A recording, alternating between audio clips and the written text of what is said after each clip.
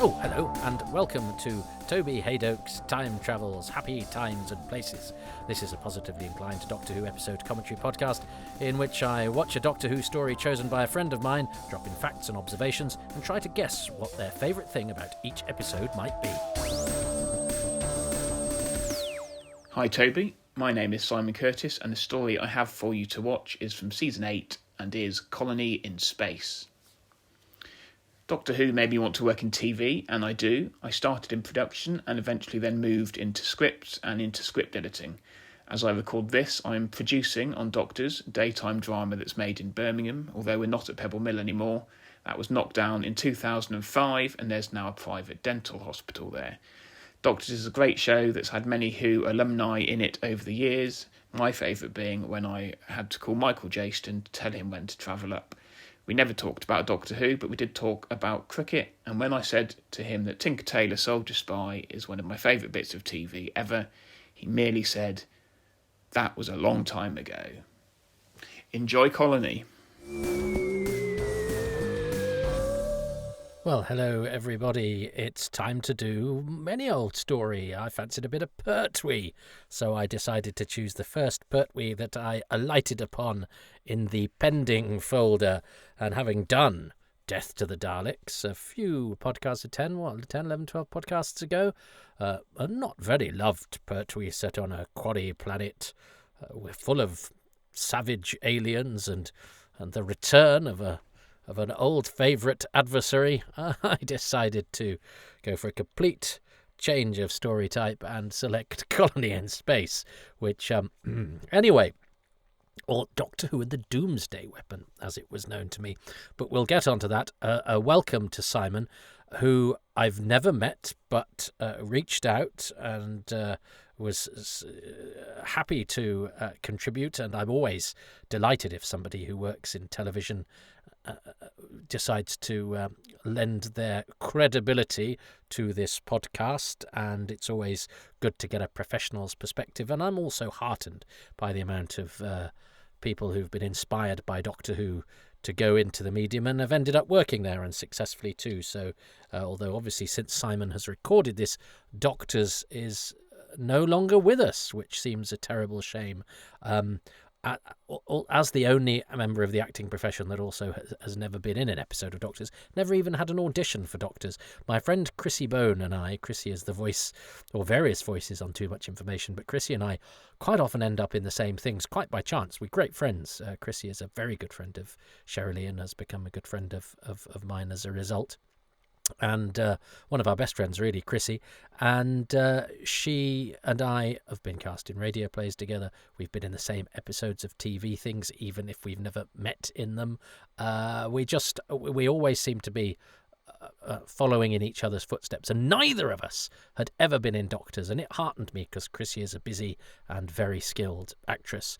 And then about 2 months before Doctors ended, she got a Doctors. She put on her Facebook, "I'm in Birmingham." I was like, you better not have got a Doctors. And she was like, "I have." And I was like, "But you were the only one apart from me that I knew that had never done a Doctors." So I don't know if I can call myself an actor, having never been in Doctors. I look at some people's IMDb's and they've been in it 7 times.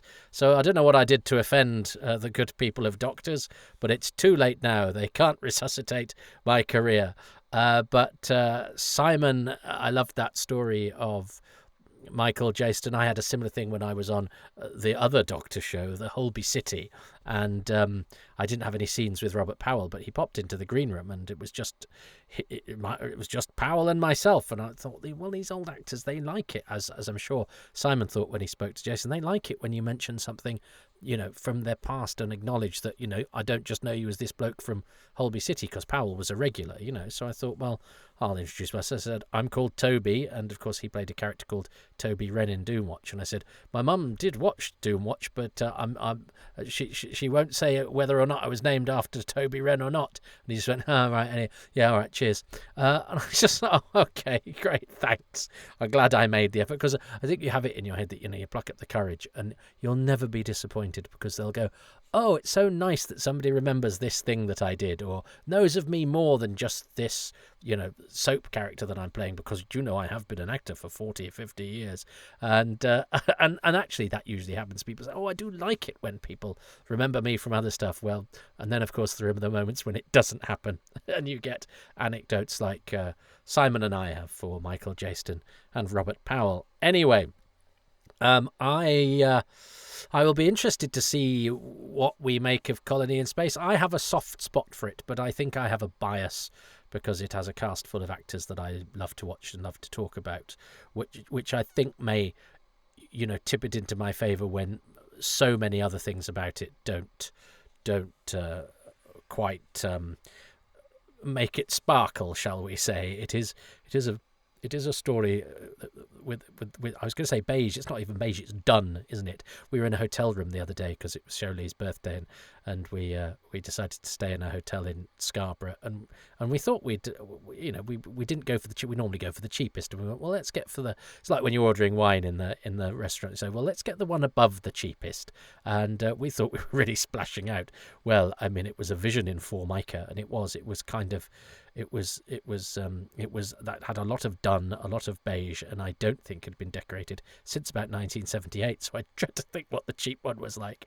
But dun, yes, I do like dun. And this story is dun and moustaches.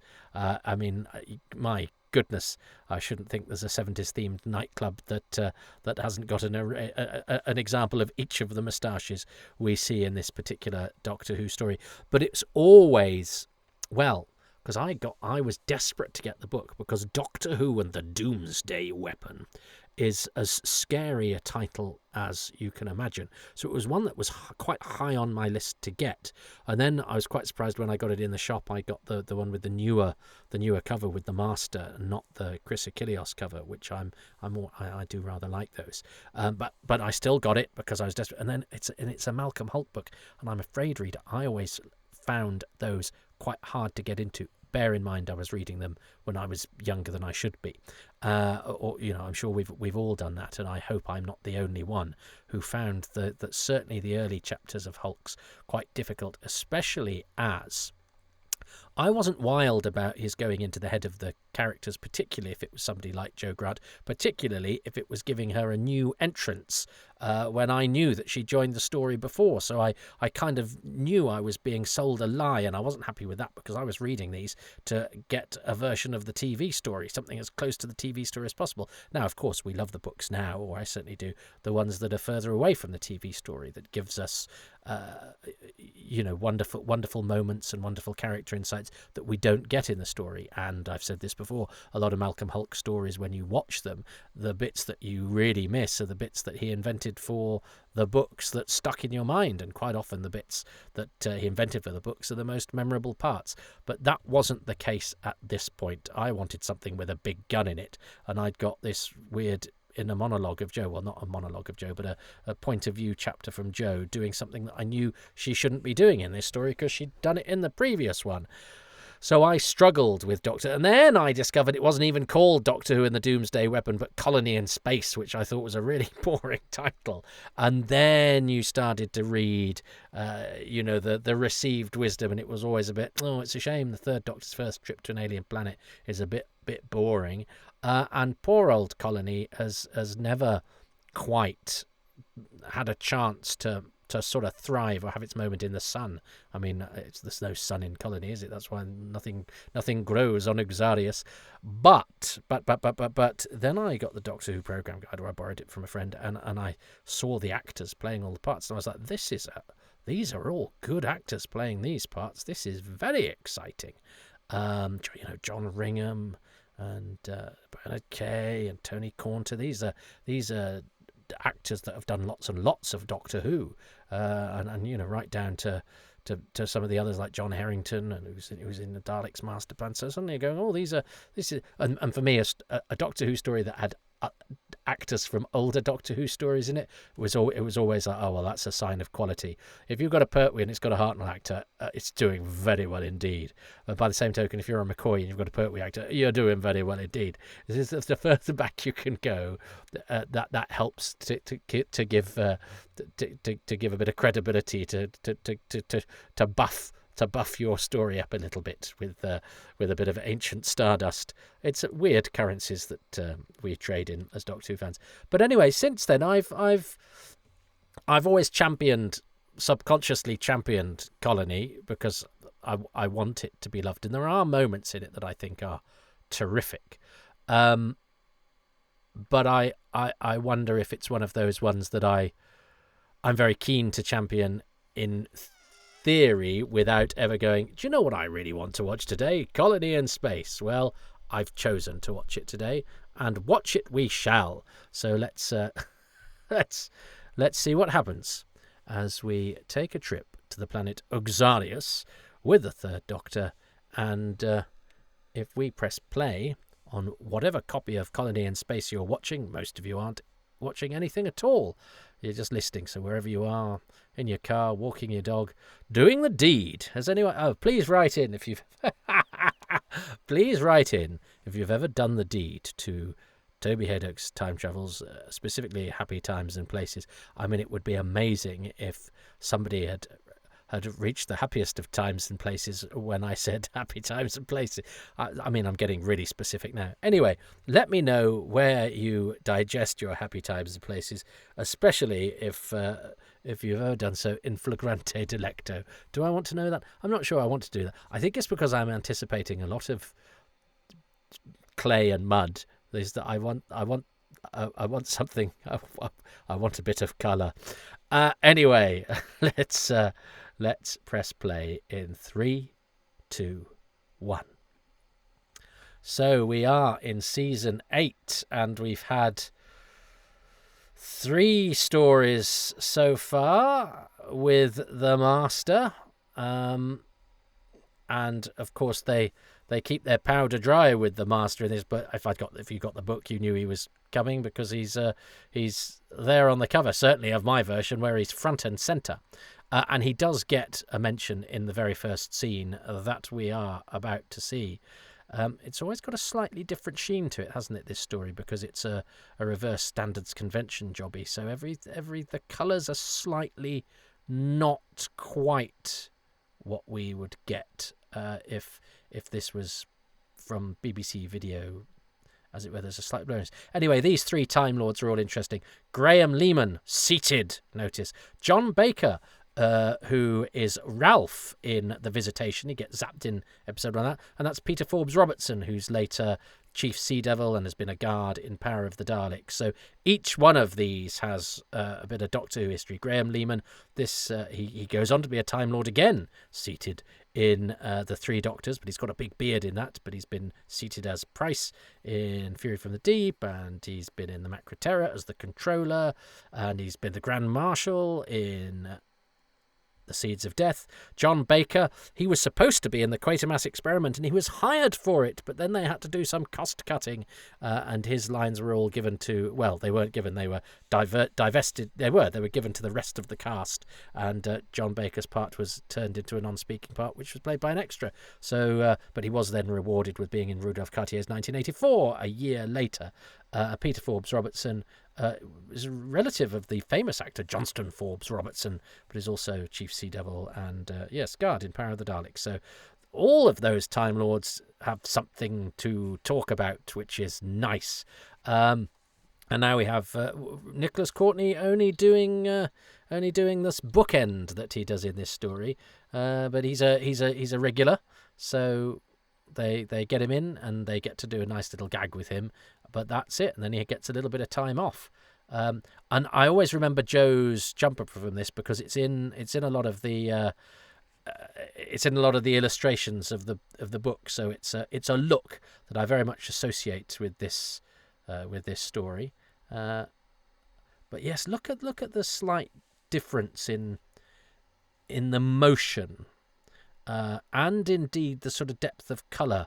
Because you Americans, if you're listening across the pond, you have a slightly you expect a slightly different visual character to your colour broadcasts based on the sort of material that it is transmitted from, played through on, or whatever. And it's funny, isn't it? I mean, we have this even more now.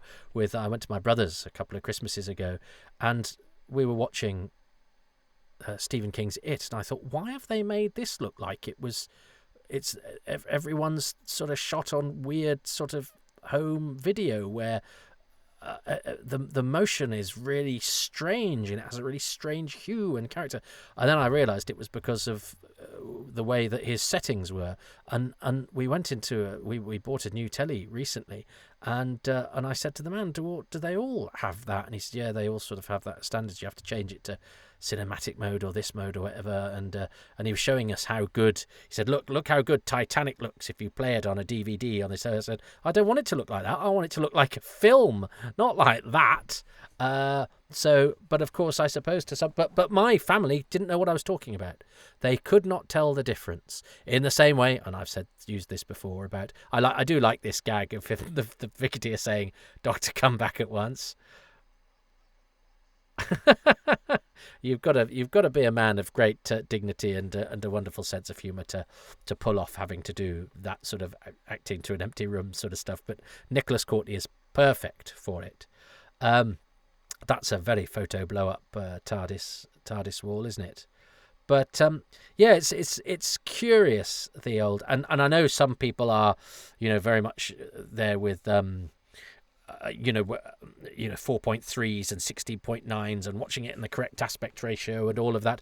I mean I certainly sympathise that you don't want to watch something on widescreen that isn't. But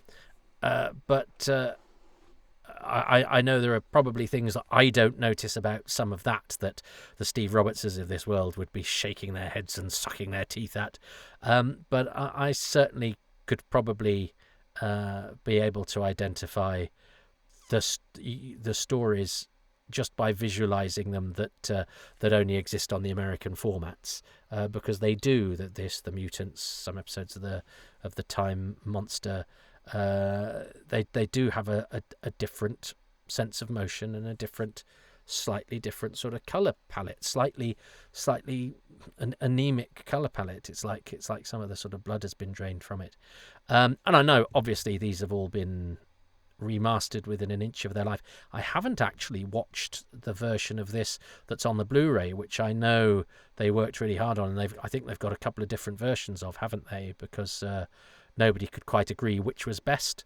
And I think that's amusing, isn't it, that you've got basically two. And again, because you would probably show it to most people, and they'd go, I can't tell. Why have you got 14 different versions of this that are all the same? You go, no, because one of them's been reverse standards conventions from the NSTC. One has been coloured. One we've colour recovered from sparkling film print. One of which we've done with crayon and magic, and all sorts of things. So anyway, this isn't Joe's first story. In fact, there's not one. I said one earlier, didn't I? There's not one. There's 1, 2, 3 stories before Joe joins the since Joe joined the TARDIS 3 stories ago. Terror of the Autons, Mind of Evil, Claws of Axos. That exterior of the planet is not bad. Sometimes that can be a bit awkward when you see a bit of CSO'd or a crappy bit of scenery or something. And the wind is helping because it is a bleak and stark planet. I mean, I do wonder if I love Malcolm Hulke's rather pessimistic view of the future where capitalism has made everything boring and sad. But it is a slight worry in terms of trying to make it TV drama. I love the lining of Jon Pertwee's cloak there, and in fact it makes him stand out even more in this planet of the beiges, because he is a flash of colour, and he does look sort of stark against this rather dreary backdrop. But the quarry is a good choice. Oh, that's quite a nice flower, lots of different colours. the quarry is a good choice for this, because this is the planet where nothing will grow. And actually, I think that's a really clever piece of plotting that we'll get to, I'm sure.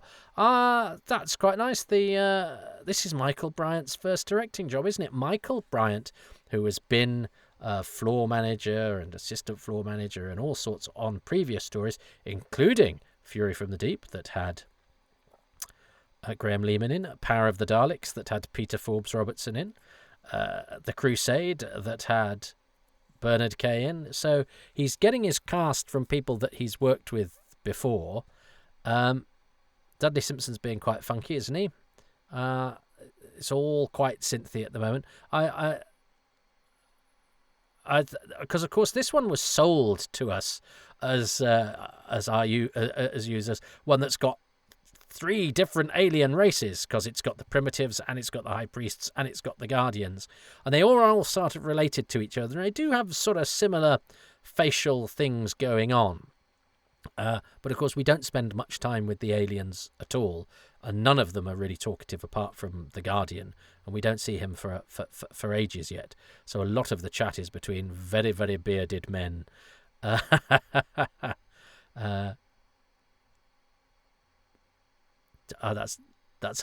love Doctor Who for lines like that. Do you mind if I take a look at that rock first? It's rather unusual. I love the fact that Doctor Who can go to an alien planet and he goes, yeah, but before we do anything, I really want to look at that rock. And we live in such an incurious world these days that a television hero who wants to look at a rock is all right by me. The mighty John Ringham, who's slightly less recognisable here than usual, because you're not really used to him with a beard. He was Toxel in the Aztecs, and he's Josiah Blake, the customs man in the Smugglers. But I'm interested in this family here first, because we'll talk about the others later. This is Mitzi. I'm going to do a podcast about different names, because Mitzi Webster here, it was one of those light bulb moments where I went, hang on. Isn't that Nancy? She is indeed Mitzi Mackenzie, Nancy in The Green Death. So she's one of the few people to have appeared in Doctor Who under 2 different names. Another is Brian Moseley, Alf Roberts off of Coronation Street, who is Buddy Windrush, Simon Day and Simon Paisley Day from... shall I do that podcast later? This is the Colony in Space podcast. It's a respectable profession, says the Doctor. but this is a bit like a sort of Western, isn't it? It's about territory, it's about frontier building. I wonder if it would work better if everybody had been American. I don't know, that might have given it a bit more of a sort of esoteric style, that having British character actors do what they'd be doing in offices and on farms or any other sorts of British drama. It might have given it the sense of wayfaring, as it were, that we don't get so much from here, and it might have seemed a little bit more cosmopolitan. But anyway, John Ringham exudes goodness and is lovely as Ash. And they're quite hard parts to do, because really nice people are a bit boring to play. But John Ringham's great. I had the pleasure of meeting him once very briefly. We shared a theatre building together. But I was doing a professional job. I was in Lute at the Royal Exchange. And I was really excited. And it was his last theatre job, because he was in his 80s. And he said, I'm not going to do this anymore.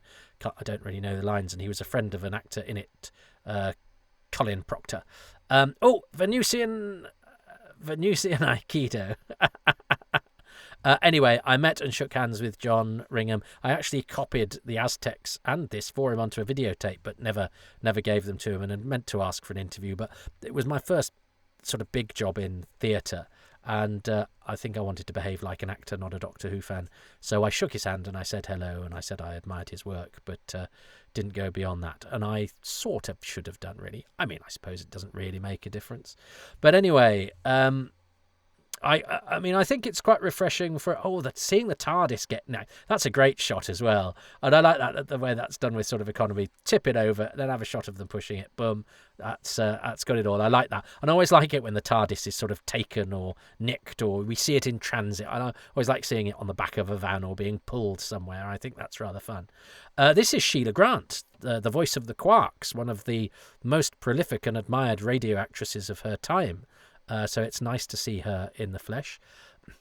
So here we have Mitzi Webster / Mackenzie, and this actor is John Lyne, who had been in Richard III with my brother. My brother is not an actor, but as a child, he'd been in one of the Princes in the Tower at the Ludlow Festival, and John Lyne was in it. It was directed by Peter Cregeen. John Lyne was in it with his son, Matthew Lyne, who had a reasonable career for a bit. But John Lyne is excellent in an episode of Survivors, where he plays a character who it's discovered in the old world, I think, was something terrible, like if not a child molester, some sort of perv, shall we say.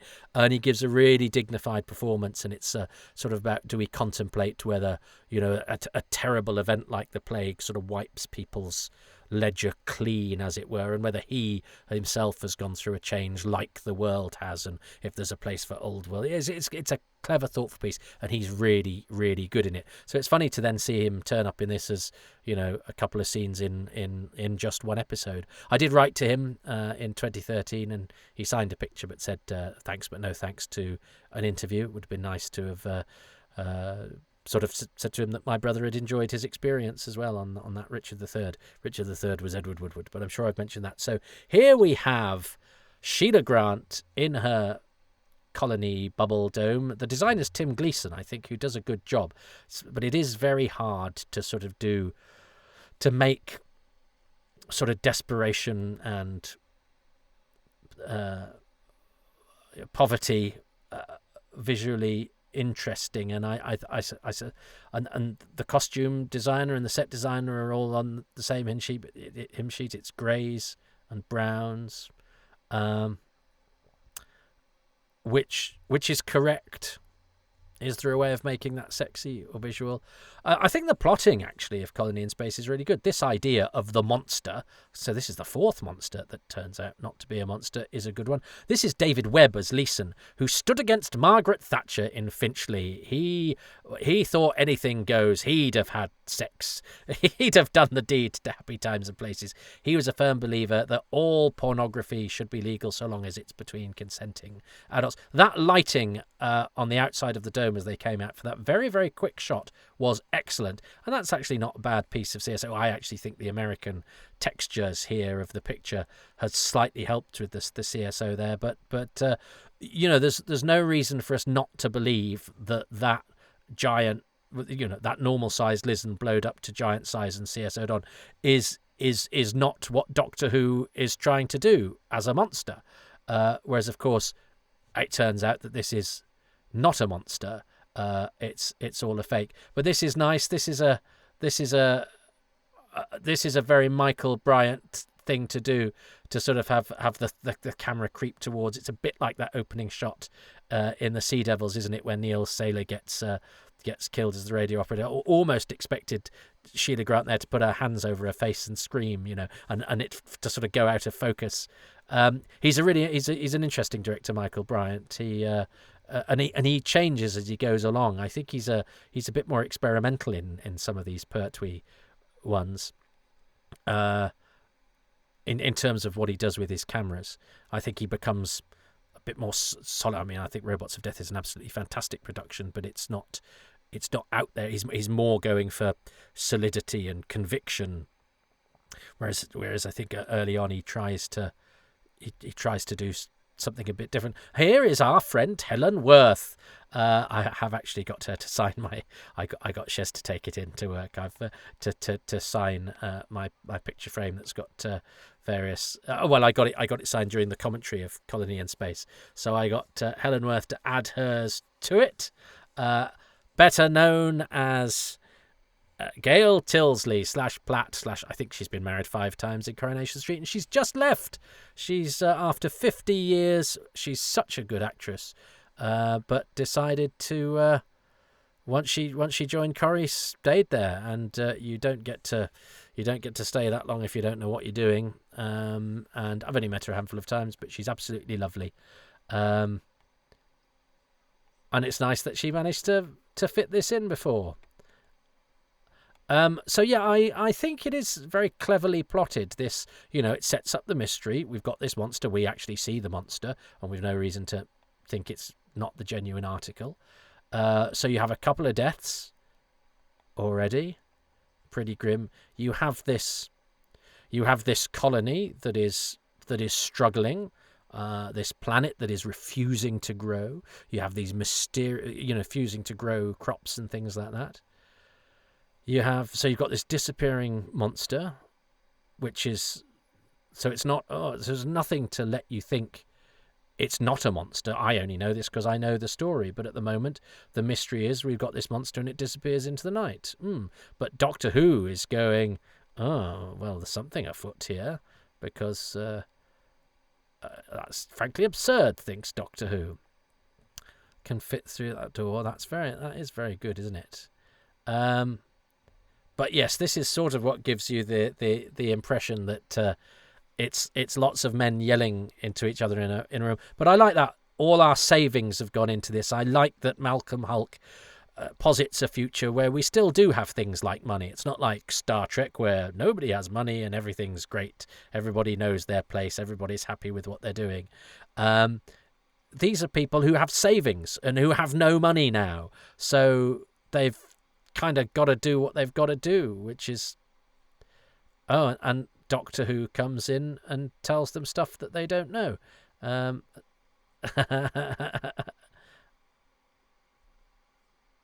this is so that we need the Doctor to come into the story to discover that there's something wrong with this colony, but he's telling the colony that actually what they think is wrong shouldn't be wrong. There's a man behind Winton there, played by Nicholas Pennell, who I'm sure we will talk about. Illustrious actor, but would be better known now here in the UK if he hadn't gone to Canada. There's some excellent moustaches. I mean, everyone has a moustache.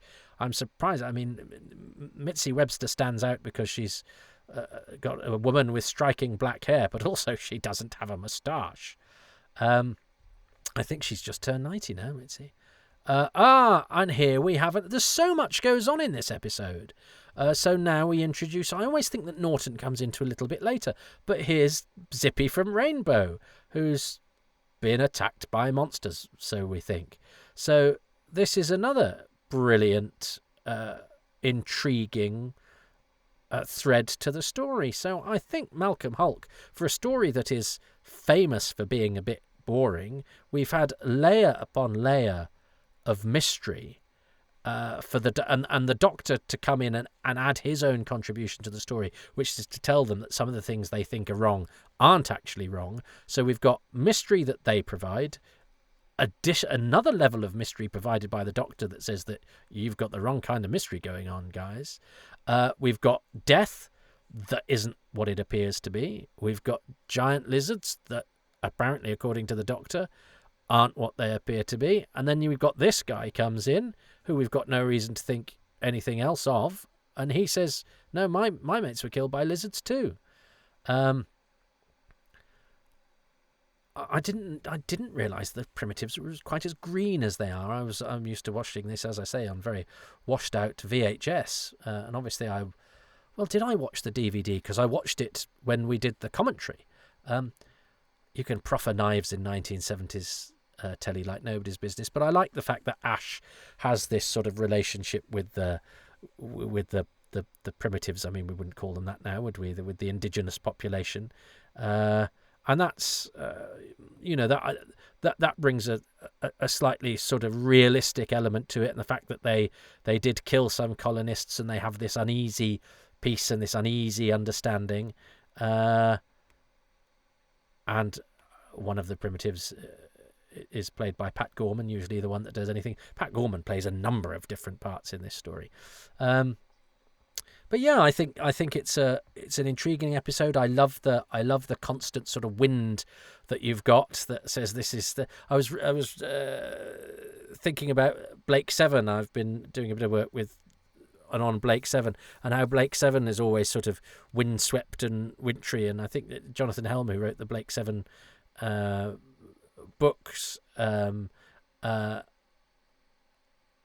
he was quoted. Well, I can't remember, but pointed out that part of the appeal of Blake 7 was that the planets that they landed on were always pretty dreadful, and it always seemed like winter, and it always seemed really cold, and that was the whole nature of the inhospitable universe of Blake 7, and that so many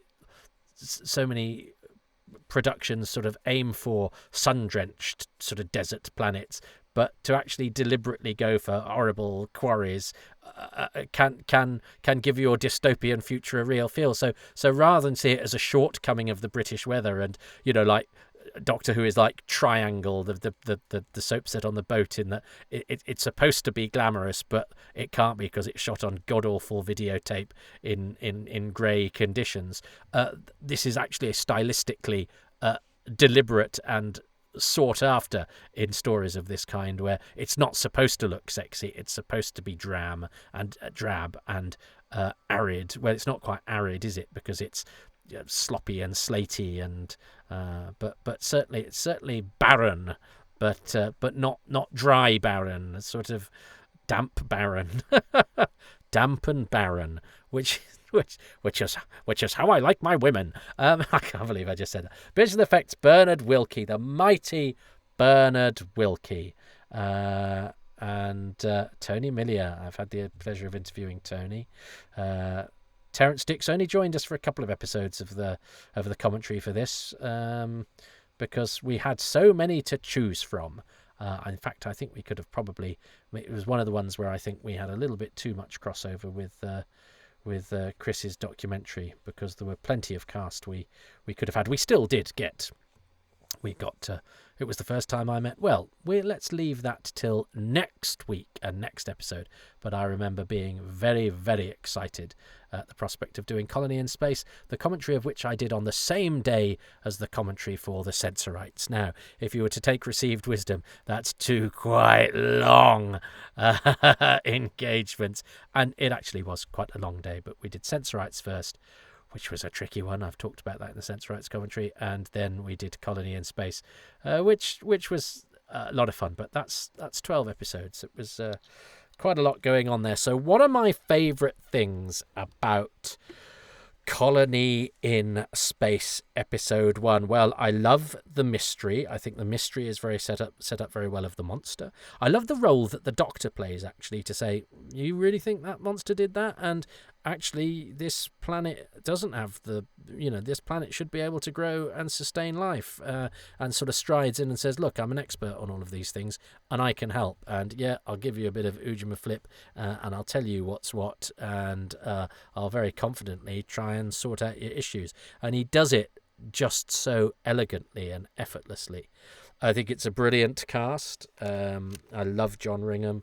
Nicholas Pennell, I've hardly mentioned. Nicholas Pennell gets top billing in the episode, which I remember surprising me, because I thought John Ringham as leader of the colony, and he's John Ringham. But Nicholas Pennell had been in the Forsyte saga, which was a huge hit, and as I say, was a bit of a star. And I'm sure, as I say, we will get to Pennell later on, because he had an illustrious Shakespearean career in Canada. I love, as I say, I love the layer of mystery. I love the bookend with the Brigadier. I think Nicholas Courtney's couple of scenes are really rather splendid. I do like the TARDIS being pushed over and pulled away. There's something about that visual. And again, that's another level of the drama that Malcolm Hulke has seeded in. The way that he has seeded in the different strands of the story. And he sets it up by going, the Masters nicked this powerful weapon, it's on there, and we're going to send the Doctor. And it is Jon Pertwee's first trip to an alien planet, which is, a moment worth noting. So there's all those things to like about it. What is my favourite? I actually think the sheer the way that Malcolm Hulke sets up the planet, the people on it. Then he introduces the danger and kills 2 people, and then he brings in the stranger who seems to corroborate the lizard story, and who talks of other dead colonists elsewhere on the planet. I think there is so much incident and so much action on what you always imagine, or I certainly do, to just be, oh, the Doctor lands and he chats to these people and some get killed and then he gets terrorised by a robot at the end of the episode. There's so much more to it than that. So I think that the way that the story is set up, or is it Pertwee? I do like what Pertwee does. I don't think Simon will choose any of the things that, but I think the expert way that Malcolm Hulke sets up his world and then introduces the various strands of the drama to it, and sort of uses the Doctor to do that as well, is my rather vague thing for episode 1 of Colony in Space. Simon, who works in television and knows what he's talking about, will probably choose A, something completely different, and B, something that he describes far more eloquently. Ha ha ha ha ha. Right, here we go. What is Simon choosing as his favourite thing from Colony in Space, episode 1? My favourite thing about episode 1 of Colony in Space, I want to say Joe's jumper, because it's a great jumper, nice pattern, and it's a different colour in the location scenes as it is in the studio. But it's not that. Well, it sort of is, because my favourite thing about episode 1 is Katie Manning as Jo Grant, and playing her first trip into space and in the TARDIS. It's all very believable. Katie's reactions to it are great. Importantly, Jo doesn't get over it all too quickly, and her performance throughout as she comes to terms with it and then gets into the swing of it is great. So Katie Manning is my favourite thing about episode 1. Oh, when I was probably talking through all the stuff that she was doing, I was probably saying, I actually met that actor there, or I once had a cup of tea with that actor's great aunt's nephew's dog, and he woofed at me in a way that suggested he'd said he actually thought Patrick Troughton was a fine actor. Something boring like that. So I didn't even really register Jo, but of course it's a very important moment for her. I was more concerned with the Jo from the novel, but I have to say that's because, as a typical Doctor Who fan, it was Jo in the novel that really bothered me, that caused me to take that meant it took quite a lot of time for me to get over my difficulties with the Doomsday Weapon / Colony in Space, and see it as a story in its own right, and not the one that had the wrong beginning for Jo Grant. So maybe I didn't want to concentrate too much on Jo because it would bring up all those terrible memories. But yes, it is important. It's important to see a companion take their first steps into the unknown, and Katie Manning does do all that stuff very well, and Jo is great at taking things in her stride, and I love Katie and the way that she gives her all, and is constantly sort of keeping Jo's dignity while she's sort of struggling to come to terms with stuff. I think Katie is great, and also on a personal level, Katie is just so kind and has been very lovely to me recently, because she goes out of her way to make sure she knows what everybody's doing and to say a nice thing. So I'm happy for Katie to get the nod.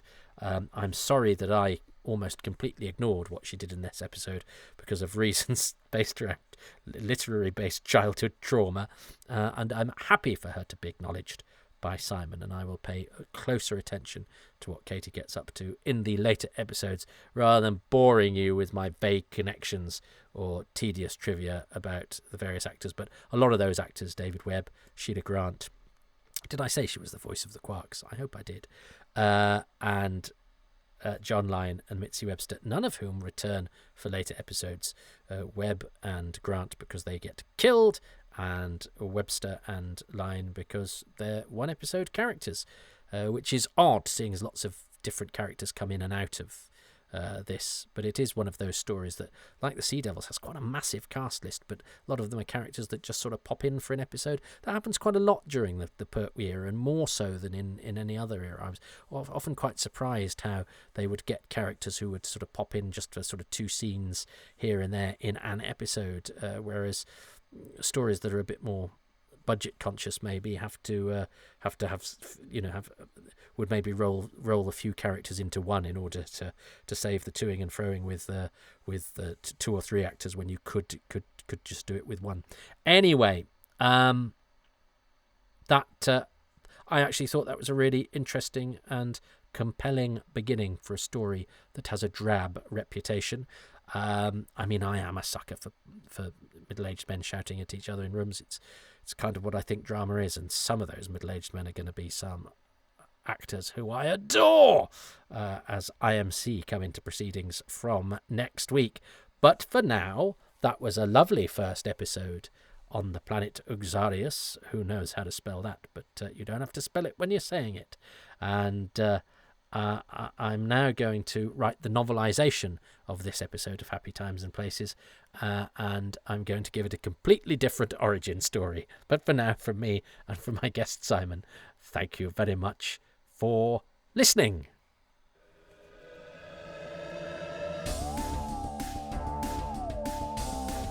Thank you very much for listening to Happy Times and Places, which is presented by me, Toby Haydock, and my special guest, Simon Curtis. I'm grateful to Simon and to the patrons who make these podcasts possible, and they include Ruben Herfindahl, Stephen Moffat, Peter Burns, James Corday-Smith, Peter Harness, Ronald Hayden, Rob Leonard, Christopher Meredith, Gavin McLean, Richard Straw, Neil Tate, Nick Tedston, Tim Arding, Nigel Bromley, Paul Cook, Richard Chalk, Peter Chamberlain, Grant Davidson, John Deere, Chris Dunford-Kelk, Paul Dunn, El Pandras, Susie Ferguson, Jason Gorman, Siobhan Galichon, Paul Harris, Chris Hyam, Ian Key, Ashley Knight, Joe Llewellyn, Ian K. McLachlan, Philip Marsh, Nathan Martin, Roland Moore, Rick Moran, Kevin Murdoch, Graham Knott, Adam Parker, Barry Platt, Risto Matti Sorillo, and Frank Shales. The music is by Dave Gates, the artwork by Dylan Patterson.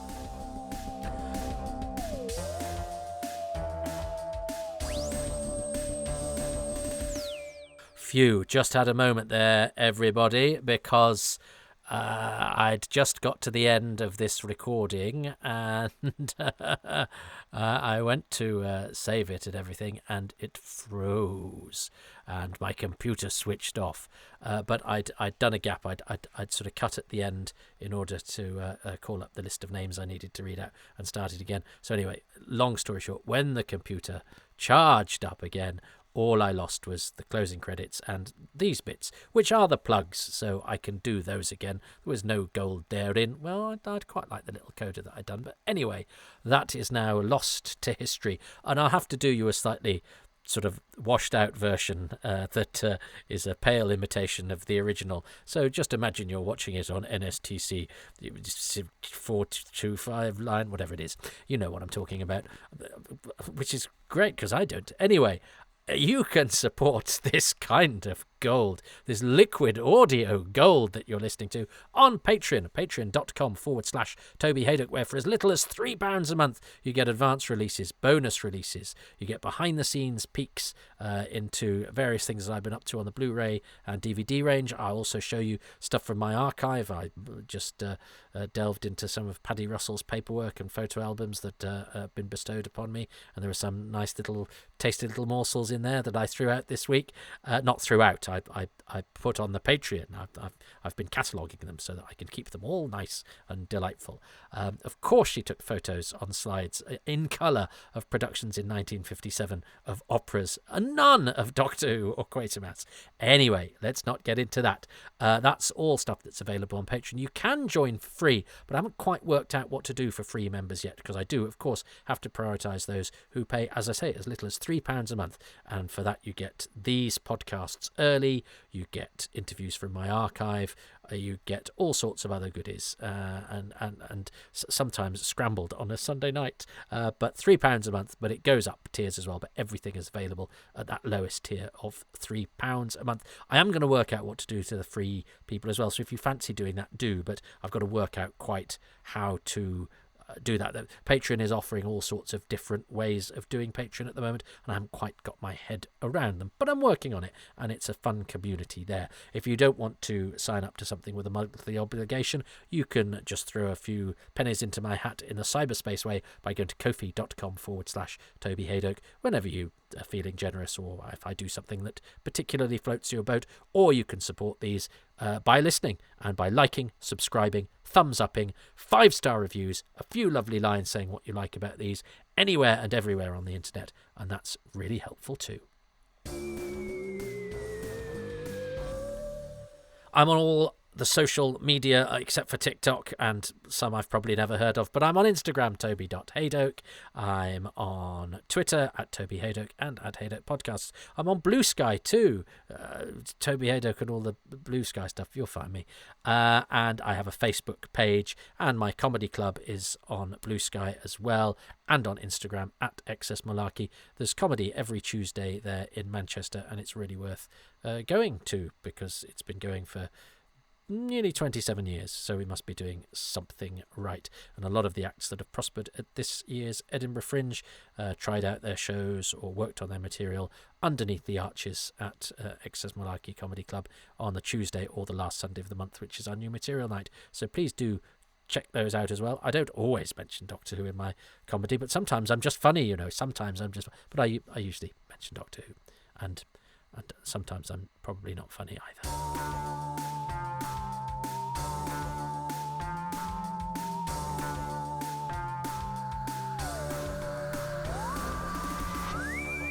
So there we go. I'm rushing to get this done on a Sunday. I've already said this once. I'm rushing to get this done on a Sunday. So the last thing I need is for my computer to close down.